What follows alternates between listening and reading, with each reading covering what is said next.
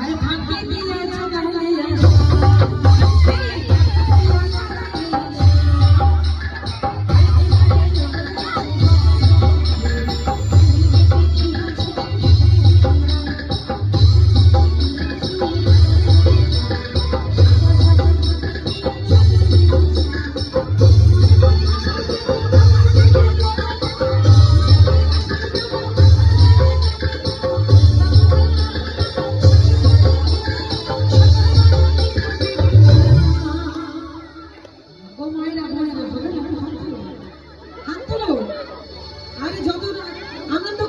তাহলে শরীরে কোনো রোগ থাকবে না।